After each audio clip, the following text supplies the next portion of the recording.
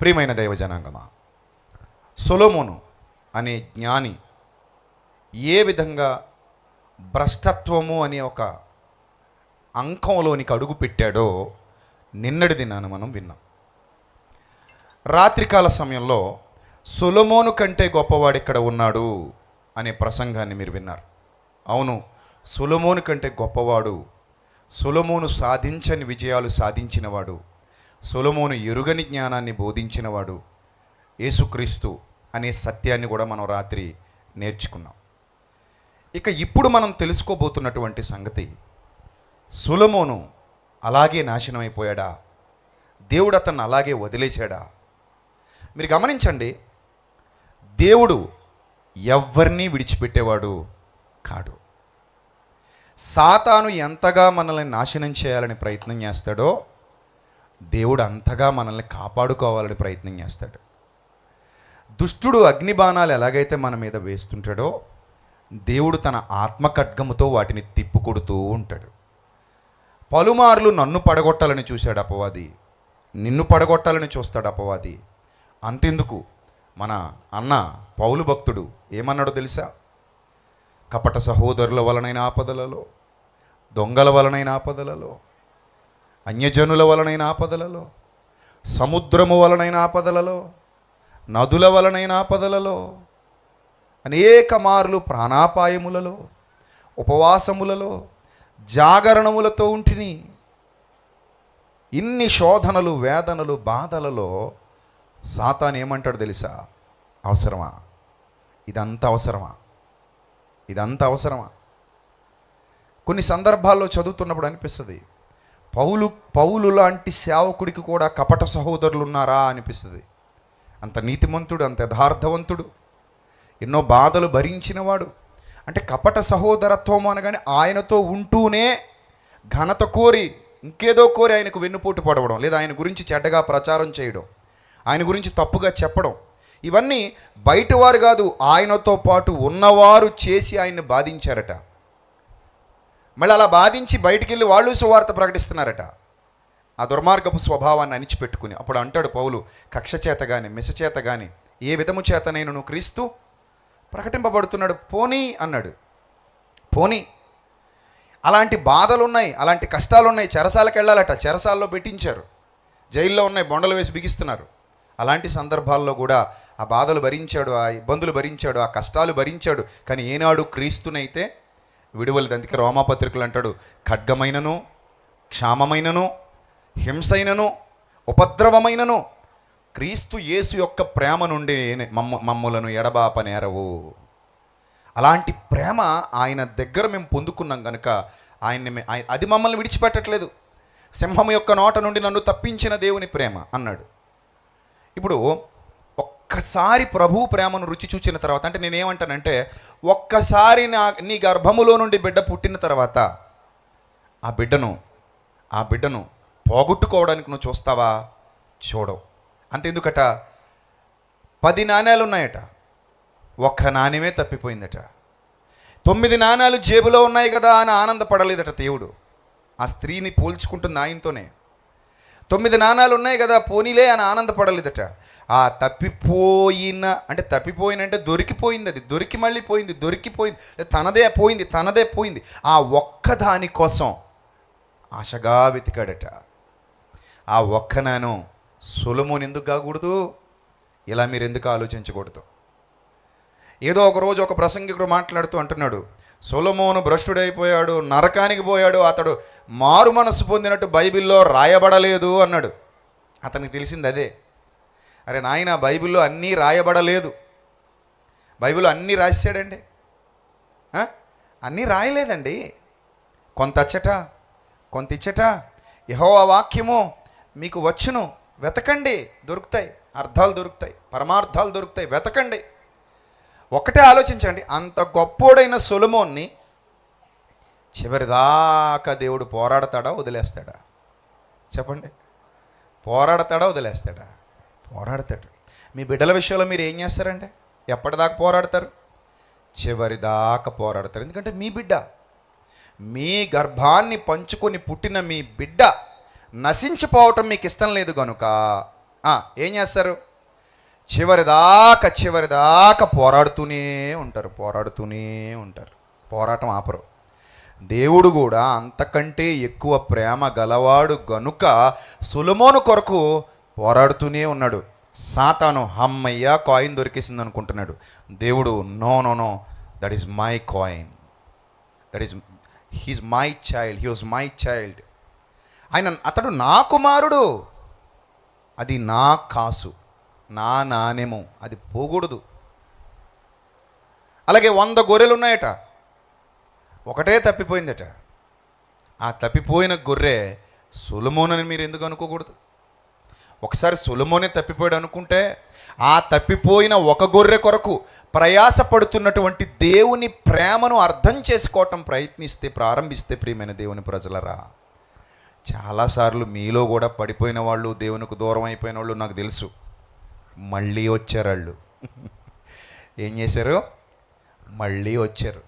ఇది నిజం, పచ్చి నిజం. ఇక్కడ ఉన్నారు, పోయిన వాళ్ళు ఉన్నారు, తొలగిపోయిన వాళ్ళు ఉన్నారు, ఉంటున్నట్టుగా ఉంటూ భ్రమలో మునిగిపోయిన వాళ్ళు ఉన్నారు, లోకానికి లొంగిపోయిన వాళ్ళు ఉన్నారు. మళ్ళీ దేవుని ప్రేమ వాళ్ళను వదలకుండా వెనకాలే తిరిగింది. తిరిగి మళ్ళీ వాళ్ళను పట్టుకుంది, తీసుకొచ్చి మరలా ఆయన సన్నిధిలో కూర్చోబెట్టుకుంది. ఆ ప్రేమను మించిన ప్రేమ ప్రపంచంలో మనకి ఎక్కడ దొరుకుతుంది చెప్పండి? అది గొప్ప ప్రేమ. తల్లి కంటే గొప్పది, తండ్రి కంటే గొప్పది, ప్రపంచంలో నీ ప్రేమికుడి ప్రేమ కంటే గొప్పది, నీ ప్రియురాలి ప్రేమ కంటే గొప్పది, నీ కౌగిట్లో ఉన్న భార్య ప్రేమ కంటే, నీ కౌగిట్లో ఉన్న భర్త ప్రేమ కంటే, అందరి ప్రేమ కంటే కూడా గొప్పదైన ప్రేమ ప్రభు ప్రేమ. అందుకే వదలదు, విడువదు, ఎడబాయదు, పట్టుకుంటుంది. ఒక్కసారి వాక్యాన్ని రుచి చూచిన తర్వాత చివరిదాకా ట్రై చేస్తాడట, వదలడు.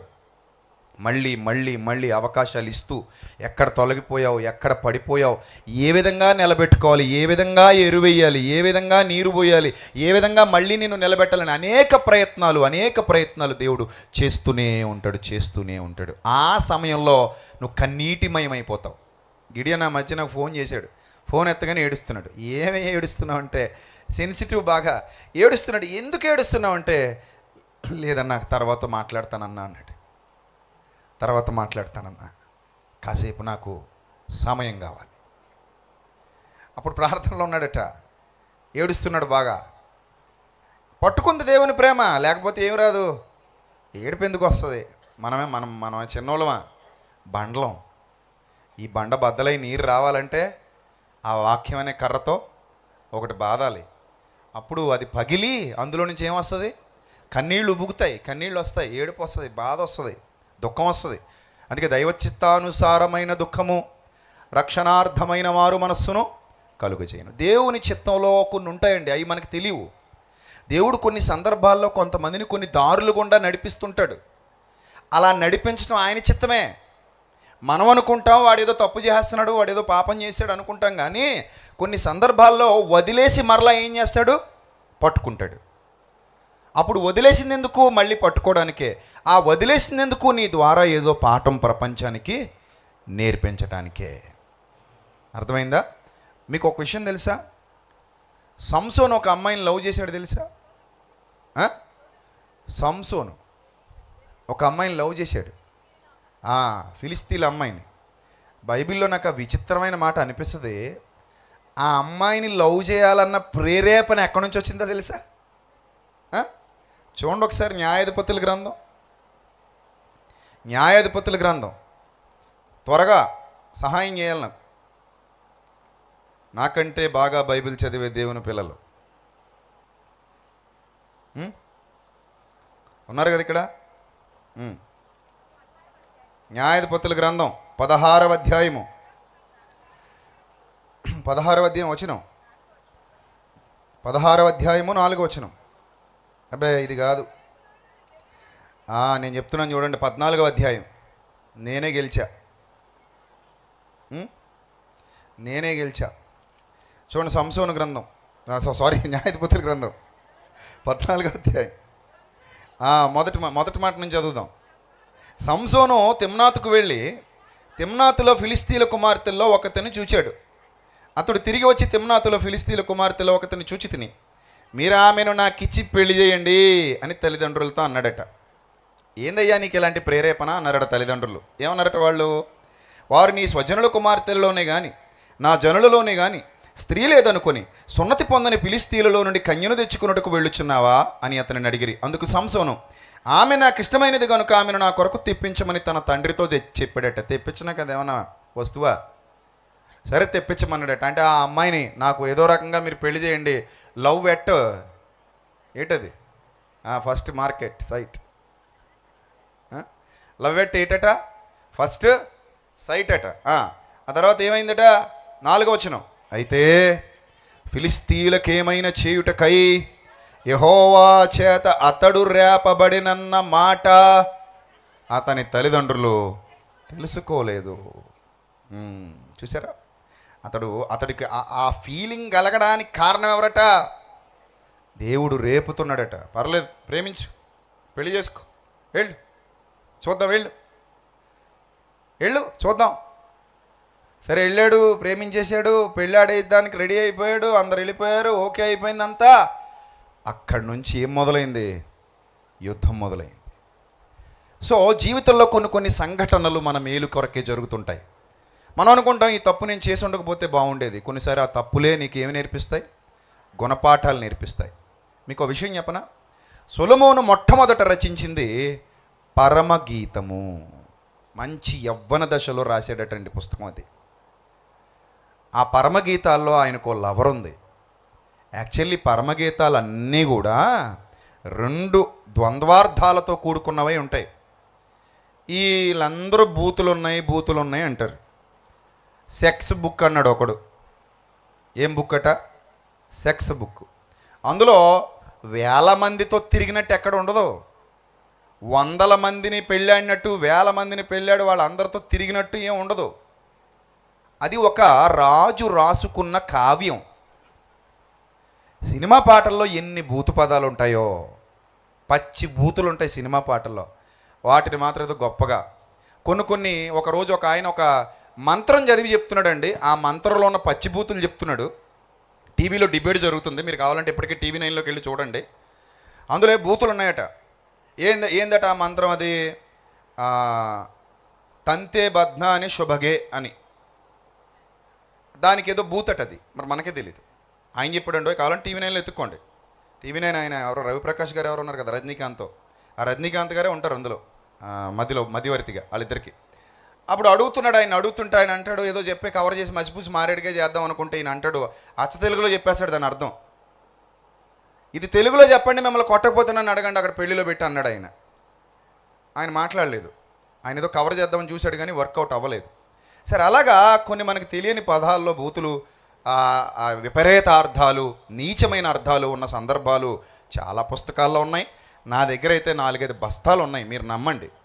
మా ఇల్లు చిన్నది, ఆ ఇరుకులో ఆ పుస్తకాలు మళ్ళీ నాకు అడ్డు. సో అలాంటి ఆ పుస్తకాలలోని ఆ భావజాలం చదువుతుంటే చాలా బూతులు ఉన్నాయి. కానీ పరమగీతాల్లో ఒక ప్రియుడు, అతని ప్రియురాలు, వాళ్ళిద్దరి మధ్య జరిగినటువంటి సుదీర్ఘ సంభాషణలు, వర్ణనలు, వారి ప్రేమ. ఇప్పుడు మీ భార్య ఉంది, మీ భార్యను మీరు ప్రేమిస్తారా, ప్రేమించరా? మీ ఇద్దరికీ ఒక పర్సనల్ లైఫ్ ఉంటుందా, ఉండదా? ప్రపంచానికి తెలియని లైఫ్, ప్రపంచానికి తెలియని ఒక పర్సనల్ లైఫ్. మీకంటూ ఒక గది, ఆ గదికి మీరిద్దరే పరిమితం. ఆ పరిమితమైన గదిలో మీకు మాత్రమే తెలిసినటువంటి సంగతులు, మీకు మాత్రమే తెలిసినటువంటి వర్ణనలు, మీకు మాత్రమే తెలిసినటువంటి ప్రేమ, ఇవన్నీ ఉంటాయా, ఉండవా చెప్పండి? ఎందుకుండో? అందరికీ ఉంటాయి. ఇక్కడ అందరికీ ఉంటాయి. ప్రతి భార్య, ప్రతి భర్త, వారిరువురు ఒక పర్సనల్ లైఫ్ మెయింటైన్ చేస్తారు. వాళ్ళకంటూ ఒక ప్రత్యేకమైన జీవితం ఉంటుంది. అది ప్రపంచంలో 3వ కంటోడికి తెలీదు. గట్టిగా మాట్లాడితే కడుపున పుట్టిన పిల్లలకు కూడా అది తెలీదు. అది ఓన్లీ మీ పర్సనల్ జీవితం, అది మీ పర్సనల్ లైఫ్. అది ఇప్పుడు మీరు మీ భార్యకు పర్సనల్గా మెసేజ్ పెట్టారనుకోండి, మీ భార్యకు పర్సనల్గా మీరు ఉత్తరం రాశారనుకోండి, లేదా మీ భర్తకు మీరు పర్సనల్గా మెసేజ్ పెట్టారు, పర్సనల్గా ఉత్తరం రాశారు, అది మీ పర్సనల్. అది మీ పర్సనల్, మీ ఇద్దరికి మాత్రమే తెలిసింది అది.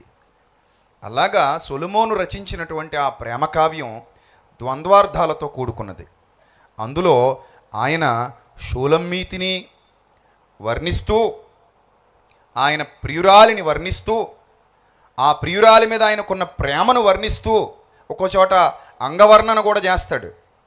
ఆ వర్ణన చేస్తూ ఈమె కూడా ఆ ప్రియుడిని వర్ణిస్తూ వాళ్ళిద్దరూ ఒక ప్రేమ కావ్యాన్ని రాసుకున్నారు.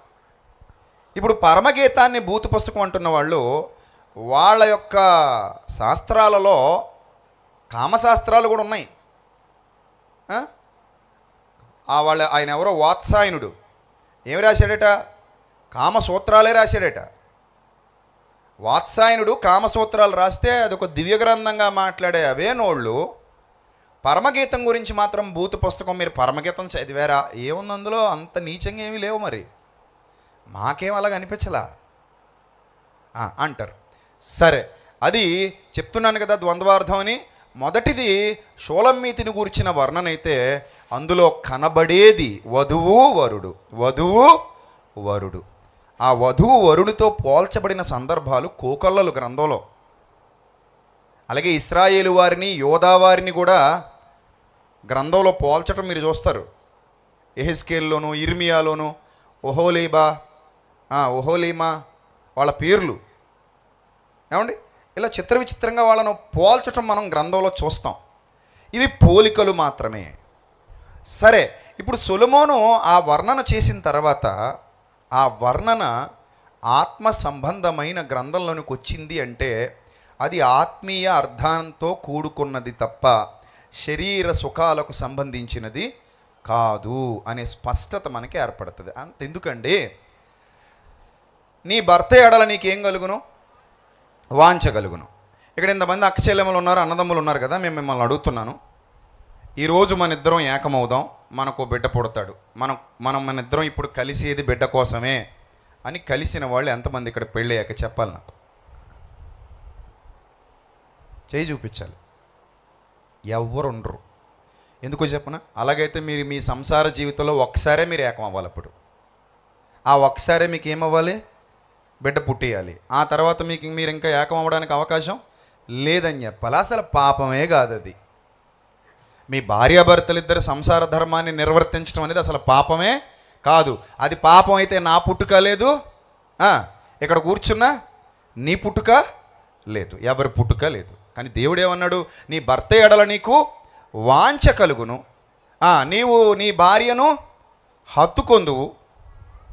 ఇప్పుడు వాళ్ళిద్దరూ సంసార ధర్మాన్ని వాళ్ళ కోరిక వాళ్ళు తీర్చుకుంటూ ఉండగా గర్భఫలము యెహోవా ఇచ్చు బహుమానము. చూసారా, ద్వంద్వార్థాలు ఉన్నాయి ఇక్కడ. ఒకటి వాళ్ళ కోరిక తీరుతుంది, వాళ్ళ శరీర వాంఛ తీర్చుకుంటున్నారు, నీ భర్త ఎడల నీకు వాంఛ కలుగును. రెండోది దైవ కార్యం కూడా జరుగుతుంది అందులోనే, గర్భఫలము యెహోవా ఇచ్చు బహుమానము. మీరు బాగా ఆలోచించండి, ద్వంద్వార్థం అని ఎందుకు అంటున్నాను? ఒకటి వారి సంసార ధర్మము, రెండోది దేవుని ధర్మము. దేవుని ధర్మం ఏంటంటే నువ్వు నేను భూమి మీదకి రావడం. సంసార ధర్మం ఏంటంటే వాళ్ళ శరీరంలో ఉన్న ఆకర్షణకు కోరికకు వారు లోబడి వాళ్ళిద్దరూ వాళ్ళ కోరికను న్యాయబద్ధంగా తీర్చుకోవడం. ఇవి ఎలాగైతే మనం అర్థం చేసుకుంటున్నామో అదే మాదిరిగా పరమగీతాలు అనేవి కూడా ద్వంద్వార్థంతోనే కూడుకున్నవి. తన ప్రియురాలిని గూర్చినటువంటి వర్ణన అత్యంత ప్రేమ గలవాడై ప్రియుడు చేశాడు. తన యవ్వన కాలంలో ఒక మంచి కావ్య గ్రంథాన్ని రాశాడు, అది పరమగీతం. రైట్. అది అయిపోయిన తర్వాత సామెతలు రచించాడు. ఎన్ని సామెతలు రచించాడని చదువుకున్నాం నిన్న మనం? 3000. అందులో కొన్ని మాత్రమే దేవుడు మనకిచ్చాడు. సామెతల గ్రంథంలో దాదాపు మొత్తం లెక్కేస్తే 850 900 ఉంటాయి. అంటే కరెక్ట్గా నాకు నెంబర్ ఐడియా లేదు, కానీ ఆ మధ్యలో ఉంటాయి. సో తర్వాత మీరు మొత్తం వచనాలు లెక్క పెట్టి నాకు చెప్పండి. ఒక వచనంలో 2 ఉంటాయి, అవి కూడా లెక్క పెట్టండి, మరి కొంచెం టైం పడుతుంది. సో అంతే అవుతుంది. సో మిగిలినవన్నీ మనకు అవసరం లేదు. అవి మనకి ఏవి అవసరమో అవి దేవుడు ఇచ్చాడు. ఇంకా దీర్ఘదర్శి అని మనం పలానాయన రాసిన గ్రంథం అంటాడు, ఆ గ్రంథం రాజుల గ్రంథాల్లో చూస్తే పలానా గ్రంథం అంటాడు, ఇంకో గ్రంథం అంటాడు, ఆ గ్రంథంలో రాయబడింది అంటాడు, ఈ గ్రంథంలో. అవి ఏవి మనకి ఇందులో యాడ్ చేయలేదు ఆయన. అవసరం లేదురా నాయన, మీకున్న వరకు మీకు మీ నిత్య జీవ బాట ఇదే సరిపోద్ది, ఇంతవరకు నేర్చుకోండి అని ఇచ్చాడు మనకి. రైటా? రైట్. ఇప్పుడు ఈ సామెతలు అనుక్రమపరిచిన తర్వాత, సామెతలు రచించిన తర్వాత ఆయన చిట్ట చివరిగా లాస్ట్ అండ్ ఫైనల్ రాసినటువంటి దివ్య గ్రంథం ప్రసంగి. ప్రసంగి ముసలోడు రాసిన పుస్తకం. 3 భాగాలు చేశాం. ఒకటి యవ్వనుడు రాసింది పరమగీతం అయితే, మధ్య వయస్కుడు రాసింది సామెతల గ్రంథం అయితే, ముసలాయన రాసింది ప్రసంగి గ్రంథం. ఇప్పుడు ఈ 3 రివర్సలో పెట్టామనుకోండి, ముసలాయనికి పరమగీతాలు ఇచ్చి మధ్యలో ఇది ఓకేలేండి, ఇది అలాగా మధ్యలోనే ఉన్నాడు కదా, అటు తిప్పి ఇటు తిప్పిన ఇక్కడికి ఏమవుతుంది, సామెతలే వస్తుంది అంతే కదా. 1, 2, 3 మళ్ళీ 1, 2, 3 ఈ స్థానం మారదు. ఈ స్థానం ఒకళ్ళు మార్చామనుకోండి, ముసలాయనికి ఏమో పరమగీతాలు ఇచ్చి పొడిసాయనికి ప్రసంగించామనుకోండి, ఎంత చికాగ్గా ఉంటుందంటే ఇది ఈయన సబ్జెక్ట్ కాదు, ఇది ఈయన సబ్జెక్ట్ కాదు. బాగా అర్థం చేసుకోండి. ఇదేమో ముసలాయిందేమో పరమగీతాల సబ్జెక్ట్ కాదు భౌతికంగా, పొడిసాయిందేమో ప్రసంగి సబ్జెక్టు కాదు భౌతికంగా. అందుకే ఈయన వృద్ధుడైపోయిన తర్వాత రాశాడు. ఎలా రాశాడు? అనుభవాల సారాన్ని రాశాడు. మీరు అబ్జర్వ్ చేశారో లేదో, నేను చెప్పాను కదా, చాలాసార్లు చెప్పాను, నాకు ఎప్పుడైనా బైబిలు నేను ఆదరించబడాలి బైబిల్తో అని అనుకున్నప్పుడు నేను తీసే మొట్టమొదటి పుస్తకం ప్రసంగే. అదేదయ్యా నీకు అంత పిచ్చి అంటే నాకేమో తెలీదు, అలా కనెక్ట్ అయ్యాను నేను. కొంతమంది కీర్తనలు చదువుకుంటారు, మనసు ప్రశాంతంగా ఉంటుందట. నాకు మనసు ప్రశాంతంగా ఉండాలంటే నేను చదువుకునేది మాత్రం ఎప్పుడూ ప్రసంగే చదువుకుంటాను. సో ఆ ప్రసంగిని నేను ఏమంటానంటే స్వీయ చరిత్ర అంటాను. ఏంటట? స్వీయ చరిత్ర. అక్కినేని నాగేశ్వరరావు గారు స్వీయ చరిత్ర రాశారు. అలాగే చాలామంది స్వీయ చరిత్ర రాశారు. వాళ్ళ స్వీయ చరిత్రలు పివి నరసింహారావు గారు కానీ, అబ్దుల్ కలాం గారు కానీ, తర్వాత మహాత్మా గాంధీ గారు కానీ, వీళ్ళందరూ కూడా తమ స్వీయ చరిత్రలు రాశారు. స్వీయ చరిత్రలు అంటే అర్థం ఏంటి? 70-80 ఏళ్ళు వచ్చాక రాయాలి. ఇప్పుడు మా విశ్వాన్ని స్వీయ చరిత్ర రాయంటే దరిద్రంగా ఉంటుంది. ఆడేం రాస్తాడు? ఇంకా మొదలవన జీవితం అది. మొదలయ్యే జీవితాలు స్వీయ చరిత్రలు రాయవు. మరి ఎవరు రాస్తారు?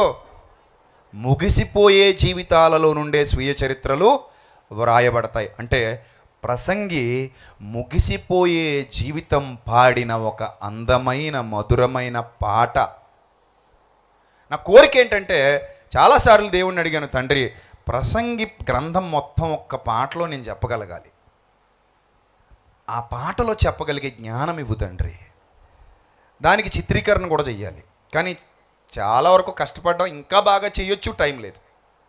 3-4 రోజులు టైం ఇచ్చి పాట తీసే అంటే పాపం వాళ్ళు చాలా కష్టపడ్డారు కుర్రాళ్ళు. రాత్రి అనక పగలనక నిద్ర లేకుండా, బాలు, ఈ సుధా, ఈ టీం అంతా కూడా చాలా కష్టపడ్డారు. అందరూ కూడా రాత్రి 3:30 అయ్యింది ఒకరోజు నాకు. మళ్ళీ పొద్దునొచ్చి వాకింగ్ చెప్పా. అంతకు ముందు రోజు 4 అయింది ఈ పాట గురించే. ఆ రోడ్ల మీద పడితే తెల్లవారి అందరూ విచిత్రంగా చూసేవారు, ఎవరు రేళ్ళు కొరివి దెయ్యాలాగా రోడ్ల మీద తిరుగుతున్నారు ఈ టైంలో. మేము బోకులు అనుకుంటున్నారు వాళ్ళు. అర్ధరాత్రి రోడ్డు మీద ఎవడో పోరంబోకులు తిరుగుతున్నారు అనుకుంటున్నారు మమ్మల్ని. కాదురా నాయన, మేము బోకులం కాదు, పోరంబోకులం కాదు, బోకుల్ని మార్చడానికి బాకులం.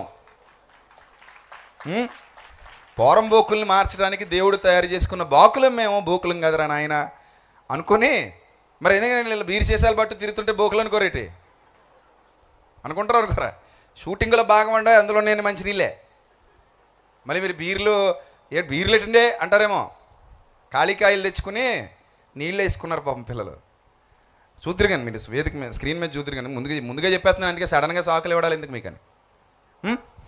సో అలాగా ఒక పాట చేయాలి తండ్రి, నేను ఈ ఆవేదన అంతా ఒక పాట రూపంలో చెప్పేయాలి. లాస్ట్కి ఎండింగ్ వచ్చేసరికి ప్రసంగి గ్రంథంలో ఉన్న ఎసెన్స్ పాటలో అలాగ ఇమిడిపోవాలి. ఎప్పుడు ఈ పాట విన్నా నా తమ్ముళ్ళు, చెల్లెమ్మలు, అక్కలు, అన్నలు, ప్రసంగి గ్రంథం మొత్తం బుర్రలో తిరిగేయాలి అనే ఒక భావనతో రాసినటువంటి పాటది. ఇప్పుడు బాగా ఆలోచించండి. స్వీయ చరిత్ర ఆదిమ హీబ్రూలో ఈ గ్రంథాన్ని కాహెలెత్ అంటారట. కాహెలెత్ అంటే పాత నిబంధనకు గ్రీకు అనువాదంగా. సెప్టోజెంట్లో దీన్ని ఎక్లీసియాస్టిస్గా పేర్కొన్నారంటే దాని అర్థం ఏంటంటే, ఈ కాహెలెత్ అనే మాటకు అర్థం ఏంటంటే ప్రసంగము లేదా చిట్ట చివరి మాట. ఏంటండి? చిట్ట చివరి మాట. అప్పుడప్పుడు కూడా చూడండి, లాస్ట్ మాటలు అవే చెప్పాడండి అంటావా అనమా? ఏ మాట చెప్పిపోయాడమ్మా? ఈ మాట చెప్పిపోయాడండి. ఈ మాట చెప్పి ప్రాణం విడిచేసాడండి, ఇంకా అవే చివరి మాటలండి, అవే చివరి చూపులండి అంటాం కదా. అలా ప్రసంగి గారి చిట్ట చివర ఎండింగ్ ఇంక ఎడ్జికెళ్ళాక మాట్లాడాడు, వెళ్ళిపోయాడు. వెళ్ళిపోయాడు. ఇక్కడ నేను చెప్తున్నాను, జాగ్రత్తగా వినండి. ఆ మనిషి ఆ దారి గుండా వెళ్ళకపోతే ఈరోజు నువ్వు ఆ దారి గుండా వెళ్ళకూడదన్న సత్యాన్ని బోధించేవాడెవడు ఉండడు. అర్థమైందా? ఒకరోజు ఒక ఆయన రోడ్డు మీద, పెద్ద ఆయనే, చిన్నోడు ఇంక పెద్ద ఆయనే, రోడ్డు మీద నిలబడి అలా అక్కడ ఒక కర్ర కడుతున్నాడు. ఒంటి నిండా మట్టి అంటుకుపోయింది, దానికి కర్ర కడుతున్నాడు అక్కడ. నేను ఆపాను బండి, నేను బండి మీద తిరిగే రోజుల్లో ఆపితే ఆయన కర్ర కడుతూ, నాన్న ఇటుగా రాకండే పడిపోతారు, చాలా పెద్ద గొయ్యి ఉంది నాయన ఇక్కడ అంటున్నాడు. అప్పటికే ఆయనకు దెబ్బలు తగిలేసి ఉన్నాయి. ఆయన పెద్ద ఆయన నేను తిన్న దెబ్బలు మరోడు తినకూడదని చెప్పి అక్కడ ఏం పాతాడు, ఒక కర్రకు పాతి దానికి ఒక గుడ్డ కడుతున్నాడు. అప్పుడు నువ్వు చెప్పో ఏడిచావు మాకు, నువ్వు పడ్డావు కదా, నువ్వు పడిపోలేదా, నువ్వు పడ్డావు కదా అంటున్నావు తప్ప, అరే దుర్మార్గుడా, ఆయన పడబట్టే కదరా నువ్వు పడకూడదని చెప్తున్నాడు. ఆయన పడబట్టే కదా అందులో నువ్వు పడొద్దని అక్కడ ఏం కడుతున్నాడు, కర్ర కడుతున్నాడు. ఆయన పడిపోకపోతే నువ్వు పడిపోకూడదన్న సమాచారం ముందుగా నీకు ఎవరిస్తారు? ఆ దారి గుండా వెళ్ళొద్దు, సింహం ఉంది, ఆ దారి గుండా వెళ్ళొద్దు, పాము ఉంది, ఆ దారి గుండా వెళ్ళొద్దు, ముళ్ళున్నాయి, ఆ దారి గుండా వెళ్ళొద్దు, నష్టపోతావు. ఎవరు చెప్పగలరు నీకు? ఆల్రెడీ వెళ్ళాను, దెబ్బలు తిన్నాను, బాధ అనుభవించాను, నా బాధలో నుండి నా స్వీయ చరిత్ర రాస్తున్నాను. అదే ప్రసంగి. చిట్ట చివరి మాటలు, జీవిత చరమాంకానికి వెళ్ళిపోయాక వ్రాయబడినటువంటి మాటలవి. జీవిత చరమాంకానికి, దాని గురించి ఒక పాట రాశాను, అది వీలైతే తొందరలో అది కూడా రిలీజ్ చేద్దాం. ఈ జీవిత చరమాంకానికి వెళ్ళిపోయిన తర్వాత ఆయన మాట్లాడుతున్నాడు. ఆ మాటల్లో అంతగా చెడిపోయి పడిపోయిన వ్యక్తి ఎందుకు మారుంటాడు, అసలు ఎలా మారుంటాడు? అసలు నిన్న మనం మాట్లాడుకున్నాం కదా, బాకులు చుట్టేశాయి. బాకులు ఏమయ్యాయి? చుట్టేశాయి. అలా చుట్టబడిన బాకుల్లో నుండి ఎలా వచ్చి ఉంటుంది మార్పు? ఎప్పుడు వచ్చి ఉంటుంది మార్పు? ఎప్పుడు వచ్చి ఉంటుందో చెప్పనా? పడిపోయిన నాణ్యం కోసం దేవుని ప్రేమ వెతుకుతున్నప్పుడు, పదే పదే ఆ ప్రేమ తలుపు తడుతున్నప్పుడు, ఆ ప్రేమ పిలుస్తున్నప్పుడు, ఆ ప్రేమ వెంటాడుతున్నప్పుడు, ఆ ప్రేమ వెంబడిస్తున్నప్పుడు, ఏదో ఒక సమయంలో ఒక బాధాకరమైన పరిస్థితిలో ఆ పరిస్థితి వస్తుంది అని ఎరిగినప్పుడు, అందరూ వదిలేసినప్పుడు ఆయన వచ్చాడు అనుకోండి, కన్నీళ్ళు తప్పి ఏమొస్తాయి చెప్పండి మనకి? బాగా ఆలోచించండి. నాకు 1000 మంది భార్యలు ఉన్నారు, నాకేం లోటు లేదు. నాకు వాళ్ళకు పుట్టిన బిడ్డలు ఉన్నారు, నాకేమీ లోటు లేదు. ఒంటి నిండా సత్తు ఉంది, నాకేమీ లోటు లేదు. కావాల్సినంత వెండి ఉంది, నాకేమీ లోటు లేదు. కావాల్సినంత బంగారం ఉంది, నాకేమీ లోటు లేదు. స్క్రీన్ మీద మీరు ఆ ఊహా చిత్రాలు చూడొచ్చు. సొలొమోను జీవితాన్ని గురించి చాలా సినిమాలు వచ్చాయి. ఆ సినిమాలలో ఆయన వైభవాన్ని చూపిస్తారు, ఎలా ఎంజాయ్ చేసాడో చూపిస్తారు. ఆ రాణులు, ఉపపత్నులు, వాళ్ళతో ఆయన సంభోగించటం, వాళ్ళతో ఆయన సంతసించటం. ఆ సొలొమోను గారు సెల్ఫీ తీసుంటే ఇలా ఉంటుందన్నమాట. ఏంటట? సొలొమోను గారు సెల్ఫీ తీసుకుంటే ఎలా ఉంటుందట? ఇంకా ఉంటుంది. మనకి ఫోన్ కూడా పట్టినంత పెద్ద సెల్ఫీ అయింది. అంటే ఆ రోజుల్లో 360 డిగ్రీ లేవు కానీ ఈ గోపురం లాంటివి, అదేదైనా ఉంటే ఇలా పెట్టి మేడ మీద ఉండి అయినా, ఇదిగో అమ్మలారా మీరు ఇలా ఉండండి అని చెప్పాలి. ఇలాంటి స్టేజ్ ఒకటి వేసుకోవాలి, వాళ్ళందరిని అలా ఉండమని రెడీ అని చెప్పి తీయాలి. అలా తీస్తే వచ్చే సెల్ఫీ అది. అదిగో మీరు చూస్తున్నారు స్క్రీన్ మీద. సొలొమోను గారి భార్యలందరినీ కలిపి తీసుకుంటే సెల్ఫీ ఎలా ఉందమ్మా? బాగుందా? బాగుంది. అప్పుడు దేవుడు గుర్తురాలేదు ఆయనకి. వాళ్ళ నవ్వులు, వాళ్ళ సరసాలు, ఆ సరస సల్లాపాలు, ఆ ముద్దులు, ఆ కౌగిలింతలు, ఆ ఆనందాలు, అబ్బాబ్బాబ్బా, ఒంటిలో రక్తం జివ్వున నరాల్లో ఎగురుతుందో ఏమో, ప్రవహిస్తుందేమో అప్పుడు తెలియలేదు కదా. ఆ ప్రేమ సాగరంలో కొట్టుకుపోయాడు. అలాగా ఆ ప్రేమ సముద్రంలో ఏమయ్యాడు? కొట్టుకుపోయాడు. ఎంత డబ్బున్నా, ఎంత కొట్టుకుపోతున్నా, ఏ స్థాయిలో ఉన్నా, ఈ వృద్ధాప్యం అనేది మీద పడ్డాక ఆటోమేటిక్గా నీ విలువ తగ్గిపోద్ది. ఇది పచ్చి నిజం, నేను చెప్తున్నాను. ఏమంటే ఇక్కడ ఎవరైనా వృద్ధులైన తల్లిదండ్రులు ఉన్నారా? లేచి నిలబడండి. మా పిల్లలు ఈ చిన్నప్పుడు భయపడినట్టుగా మాకు భయపడరో అని చెప్పడానికి వృద్ధులైన తల్లిదండ్రులను లేచి నిలబడమంటున్నాను. మా పిల్లలు చిన్నప్పుడు భయపడినట్టుగా ఇప్పుడు మాకు భయపడరో అనే చెప్పగలిగే ధైర్యం ఉన్న తల్లిదండ్రులు ఎవరైనా ఉన్నారా? ఒకళ్ళు ఎవరో లేకపోతే మా నాన్నగారిని నిలబెట్టేయండి. మరి నేను అన్నది మీకు అర్థమైందా? ఎవరూ లేకపోతే ఎవరిని నిలబెట్టమంటున్నాను? మా నాన్నగారిని నిలబెట్టమంటున్నాను. ఎందుకో చెప్పనా? చిన్నప్పుడు నేను ఆయనకి ఎంతో భయపడిపోయేవాడిని, ఇప్పుడు అస్సలు భయపడను. ఎందుకు భయపడినంటే నాకు రెక్కలు వచ్చాయి, నేను ఎక్కడో ఎగురుతున్నాను. ఆయన ఇప్పుడు ఎరా అన్నం ఒలకపోసావే అని టెప్ మీద కొట్టడానికి అవకాశం లేదు. నేను ఒలకపోసినా ఏమంటాడు? ఎరా నాయన అన్నం ఒలకపోసావేటి ఏమైంది అంటాడు తప్ప చిన్నప్పుడులా ఎందుకురా అన్నం ఒలకపోసావు నువ్వు అంటాడేటే అంటాడా? అనలేడు. ఎందుకంటే మన రేంజ్ పెరిగిపోయింది. ఇప్పుడు మా నాన్నకి అమ్మో భయపడి ఒకరోజు ఏం జరిగిందంటే ఏదో చిలిప్ పని చేసి స్కూల్లోంచి పారిపోయి బుక్స్ పెట్టుకుని మా సందు చివర గోడ దగ్గర నిలబడి ఎలా చూస్తున్నాను. అటే వస్తాడు ఈయనని. ఈ నాకంటే తెలియనాడు అలా తిరిగి వచ్చాడు. నేను ఇటు నుంచి చూస్తున్నాను, సంచి తగిలించుకొని పుస్తకాల సంచి తగిలించుకుని బ్యాగ్ తగిలించుకొని చూస్తున్నాను, ఇటు వచ్చి వస్తాడు కదా అని. ఆయన అలా వచ్చి టాప్ అని పీకేసరికి బాంబు వెనకాల పేలింది. అమ్మా అనుకున్నాను అప్పుడు. ఇప్పుడు అవుతుంది అలాగా అయిపోయింది. ఆ రోజులు, ఆ కథలు ముగిసిపోయాయి. మీ పరిస్థితి కూడా అదే. ఇప్పుడు నా దగ్గర డబ్బు ఉండొచ్చు, వెండి బంగారాలు ఉండొచ్చు, ఆస్తి ఉండొచ్చు, అంతస్తు ఉండొచ్చు, ఏదైనా ఉండొచ్చు, నేను రాజునై ఉండొచ్చు. మంచం పట్టేసిన తర్వాత నా కొడుకు నాకు భయపడ్డు. ఇది పచ్చి నిజం. నా భార్య నాకు భయపడదు. నా మీద ఆధారపడ్డోళ్ళు ఎవరో కూడా నాకు భయపడరు. ఎందుకంటే గట్టిగా మాట్లాడితే తరగడ మీద వేసిపోతారు, తడిపేసి రగ్గు తడిపేసి మొహం మీద వేసిపోయారు అనుకోండి, పొద్దునకి సాధారణ మరణంలాగా ఉంటుంది అది. అప్పుడు అందరూ వచ్చినాడు ఏమంటారు? అయ్యో పాపం ముసలోడు కదండి, ఏమైందండి? గుండె ఆగిపోయిందండి. మరి రగ్గు తడిపి మీద వేసారు కదండి, అది చెప్పరండి. అయిపోయిందండి, అయిపోయింది జీవితం. నేనేం చేయలేను, లేవలేను, కొట్టలేను, తిట్టలేను, ఖండించలేను. ఇప్పుడు రమ్మనండి, ఎవరొస్తారు నా దగ్గరికి? రారు, పడిపోద్ది. ఇప్పుడు రారు. ఇప్పుడు నా దగ్గరికి ఎవరుతారు? నేను రోషంగా ధైర్యంగా సింహంలా నిలబడి ఉంటే ఎవరు నా ముందుకు వచ్చి నన్ను ఎదిరించేది? ఎందుకు? అరికాలు మొదలుకుని నడినెత్తి వరకు నాకేముంది? ఇప్పుడు పవర్ ఉంది. నేను మాట్లాడగలను, పోరాడగలను, ఏమైనా చేయగలను. నన్ను నేను గెలిపించుకోగలను. ఐఎమ్ ఏ ఫైటర్ అంటాను. ఒక రోజుకి వచ్చేసరికి ఏమంటాను? ఇది చెప్పండి. I'm a fighter but one day close my chapter. ఏంటట? చాప్టర్ ఏమైపోయింది? క్లోజ్. ఇప్పుడు నేను ఫైటర్ని కాదు, చాప్టర్ ఏమైపోయింది? క్లోజ్ అయిపోయింది. ఇప్పుడు సొలొమోను గారి చాప్టర్ కూడా క్లోజ్ అయిపోయింది. ఇప్పుడు అదే భార్యల గురించి, ఇప్పుడు సెల్ఫీ చూశారు, సెల్ఫీ తీసుకున్నాడు కదా, ఇదే భార్యల గురించి ఏమన్నాడు తెలుసా? ఆ వయసులో ఎక్కడ ఇతనిలో మార్పు వచ్చింది అన్న నా పరిశోధనలో, బైబిల్ పరిశోధనలో మీకు దొరికే అమూల్యమైన వచనం అది. చూడండి ఒకసారి. ప్రసంగి గ్రంథం 7వ అధ్యాయం 23వ వచనం.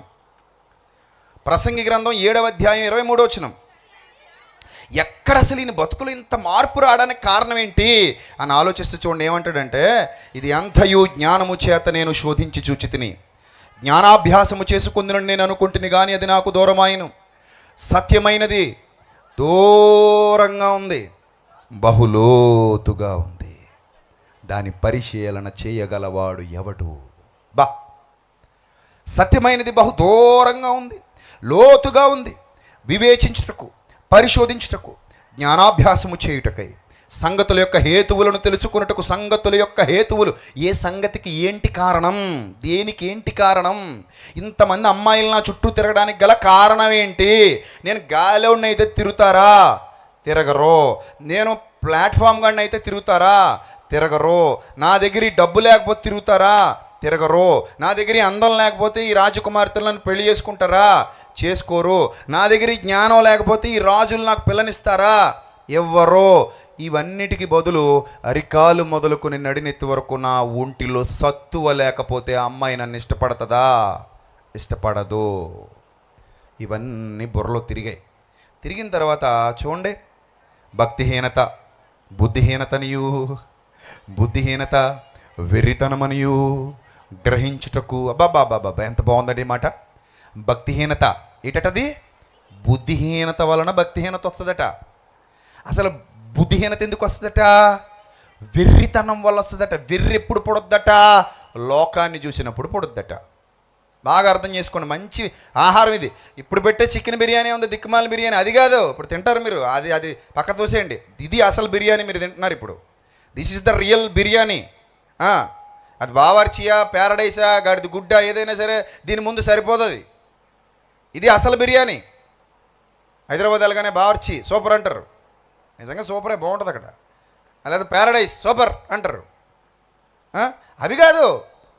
జుంటి తేనె ధారల కంటే మధురం. మొన్న ఎవరో చెప్పారు కదా, జాన్విసిలి అన్నయ్య అనుకుంటాను, కొవ్వు మెదడు దొరికినట్టు దొరికిందని. అంటే ఆయన అంటాడు, దావీదు గారికి ఇష్టమైన ఫుడ్ పేరు చెప్పి ఆయనే కదా చెప్పారు.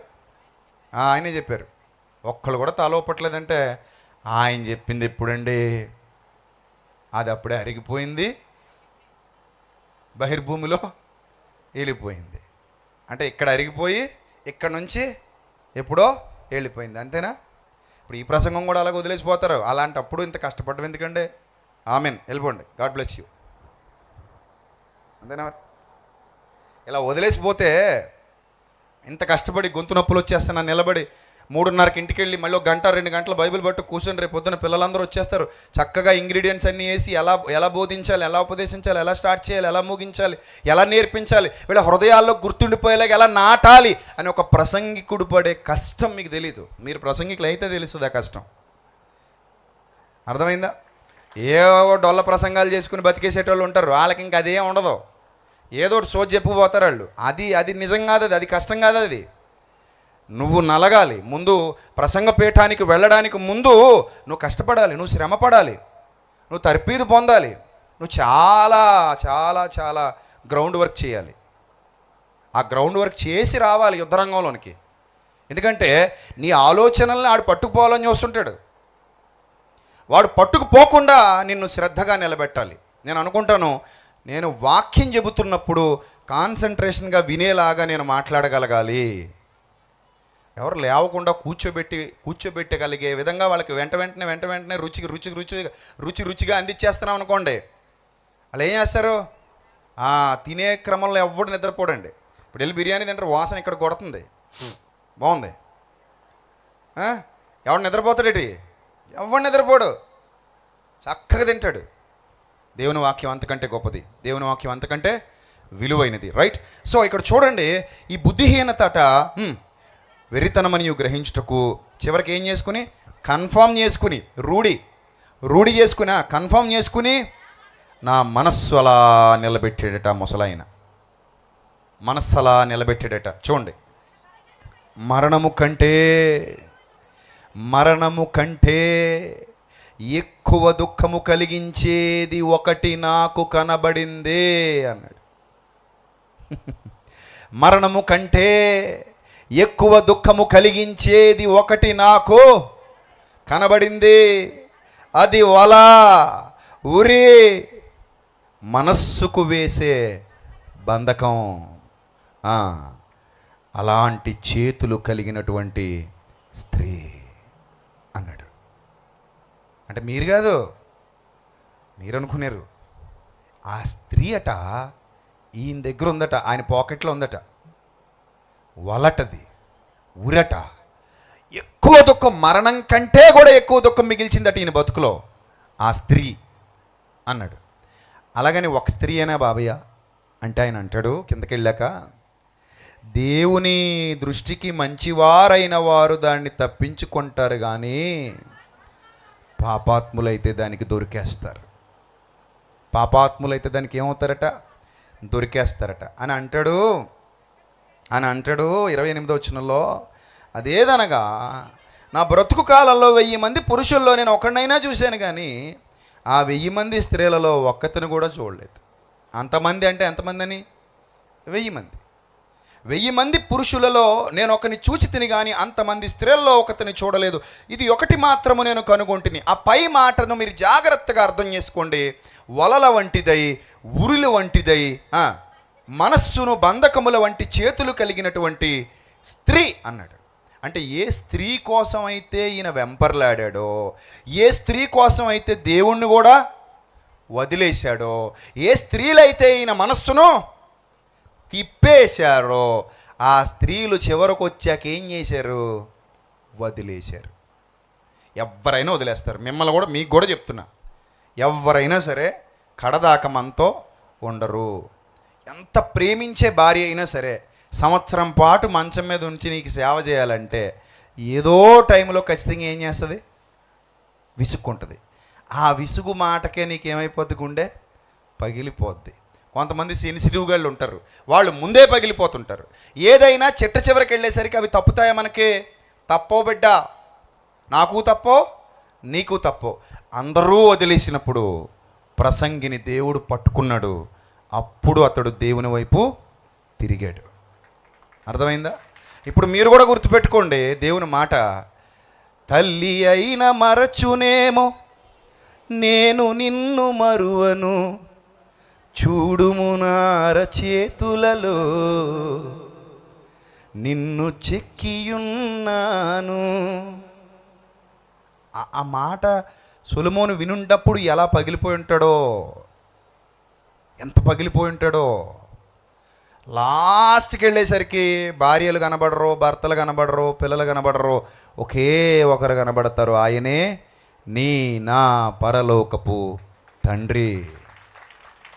అందుకే అన్నాడు, తల్లి అయిన మరచునేమో నేను నిన్ను మరువను, చూడుము నార చేతులలో నిన్ను చెక్కియున్నాను, నీ ప్రాణము తొట్టిల్ల నీయను నేను, నిన్ను కాపాడువాడు పుడుకను నిదురపోను అని చెప్పి వాగ్దానం చేసిన నా దేవా తల్లిలా ప్రేమించును,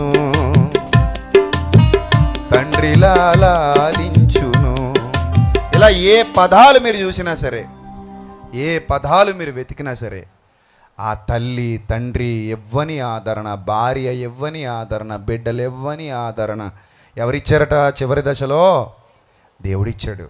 అందుకే ఏదైతే వదిలొచ్చేసాడో మళ్ళీ దాని దగ్గరికి వచ్చాడు.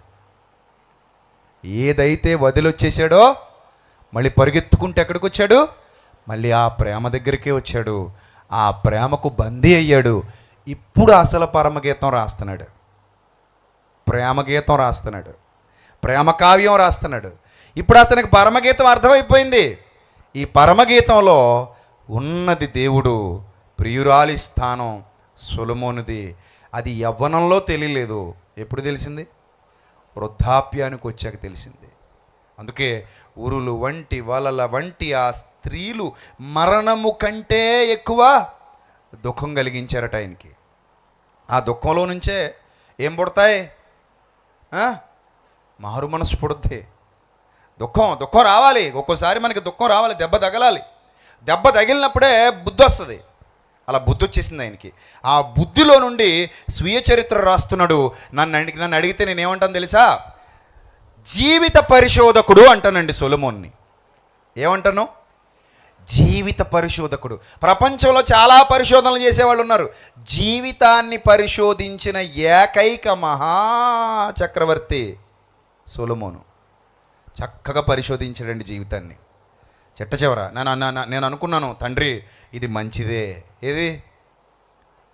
ఆయన బతుకులో జరిగినవన్నీ మంచివే బాబు, నువ్వు అలా పాడైపోవడమే మంచిది, నువ్వు అలా చెడిపోవడమే మంచిది. ప్రభు నిన్ను పట్టుకున్నాడు. అలా పాడైపోవడం వల్ల తర్వాత ప్రభు నిన్ను ఏం చేశాడు? పట్టుకున్నాడు. ఇప్పుడు మంచి స్థితిలోకి వచ్చావు. అందుకే నేను చెప్తున్నాను, యవనస్తులారా, పాడైపోయాం కదా ఇంకా అలాగే ఉండిపోదాం అనుకోకండి. పాడైపోయిన స్థితిలో నుంచి బయటికి రండి. ఇదే దేవుని పిలుపు ఈ రోజు నీకు వినబడుతుందన్న సత్యాన్ని తెలుసుకోండి. తర్వాత నీ జీవితాన్ని ఎలా చేయబోతున్నాడో ఒక్కసారి ఆలోచించండి. మీ ఊహలకు అందదది. నిజం చెప్తున్నాను, మీ ఊహలకు అందనంత ఉన్నతంగా ప్రభువు నిన్ను నిలబెట్టబోతున్నాడు. సొలొమోనంతటి వాడే మారిపోయినప్పుడు, మనష్షే అంతటి దుర్మార్గుడే మారిపోయి మంచివాడైనప్పుడు నిన్ను నన్ను ఆయనకు మార్చటం ఏమైనా అసాధ్యమా? కాదు. ఆ ప్రేమకు పట్టబడ్డాడు. ఇప్పుడు మీరు అనుకోవచ్చు, నేను ప్రేమించిన నా ప్రియుడు, నా ప్రేమికుడు, నిన్న కాక మొన్న 3 రోజులు అవుతుంది ఒక అమ్మాయి వచ్చింది ఇక్కడికి, తీసుకొచ్చారు చెల్లెమ్మలు. ఆ అమ్మాయి మరి ఇక్కడ ఉందో లేదో, ప్రేమించిందట, ఇల్లు వదిలిపోయిందట, ఆడి ఇంట్లోంచి గెంటేసాడట. ఇప్పుడు రావద్దు అంటున్నాడట, వాళ్ళ నాన్న నిన్ను వదిలేయమన్నాడట, అందుకని వదిలేసాడట. ఇప్పుడు వచ్చి ఏడుస్తుంది. ఎంతమ్మా నీ వయసు అని అడిగాను. 18 ఏళ్ళో 17 ఏళ్ళో చెప్పింది. ఏందమ్మా ఈ వయసులో అన్నాను. నీ పేరు చెప్పాలనే తల్లి, కంగారు పడకు. అన్నయ్య నీ గురించి మాట్లాడేస్తున్నాడు అనుకుంటావేమో, నీకు మాత్రం నాకు మాత్రమే తెలుసు, ఇంకెవరికి తెలియదు, నువ్వు ధైర్యంగా ఉండు. నేను అడిగాను, నిన్ను నిజంగానే ప్రేమించాడా వాడు అని అంటే అంటుంది. ఏం చెప్పగలవు నువ్వు, ఇంకా నీ దగ్గర సమాధానం లేదు. అలా నిన్ను కొంతకాలం నీ అవసరం ఉన్నంత వరకు వాడుకొని వదిలేసేటువంటి ప్రేమల కంటే కూడా నీ నుంచి ఏ అవసరం లేకపోయినా ప్రేమించే ప్రేమ ఉంది చూడు, అది దేవుని ప్రేమ. అర్థమైందా? నా అవసరం ఉంది కాబట్టి నా ప్రేమ. I love you, you love me, do you love me? Yes, I love you. ఎంత లవ్ చేస్తున్నావు? కొండంత ప్రేమ, గుండంత ప్రేమ, నీ దెబ్బంత ప్రేమ. ఆ దిక్కుమాల అది నిజమేటది, నిజమది. అబద్ధాలు, కొండ బండ ఏముండదు, అదంతా ఆయిందే, అంతా ఆయిందే. చివరికి మిగిలేది ఆయన ప్రేమ మాత్రమే. అదే ఎరిగాడు ఈయన జీవిత పరిశోధకుడు. ఈ జీవిత పరిశోధకుడు ఎంత గొప్పోడంటే నాకు ఒకటి గుర్తొస్తుంది. ఒక శాస్త్రవేత్త గురించి విన్నాను. కలరాకి మందు కనిపెట్టాలనుకుని పరిశోధనలు చేస్తున్నాడట. ఒక మందు కనిపెట్టాడట. ఆ మందు కనిపెట్టి ఆయన చచ్చిపోయాడట. ఏంటట? మందులు కనిపెట్టి ఒక శాస్త్రవేత్త ఏం చేశాడట? ఆయనే చచ్చిపోయాడట. ఎందుకు చచ్చిపోయాడు? ఇలా చాలామంది చచ్చిపోయారట. నాటు వైద్యం చేసేవాళ్ళు అయితే, ఆయుర్వేద వైద్యం చేసేవాళ్ళు అది దేనికి పనికి వస్తుందో ముందు తమ మీద తామే పరీక్షలు చేసుకొని చచ్చిపోయి ప్రపంచానికి మందు అందించారట. నేను కూడా చెప్తున్నాను ఈరోజు, చచ్చిపోయి ప్రపంచానికి ప్రసంగనే మందు అందించిన మహానుభావుడిగా మారిపోయాడు సొలొమోను. ప్రపంచానికి గొప్ప ప్రసంగం ఇచ్చి చచ్చిపోయాడు. నిజము.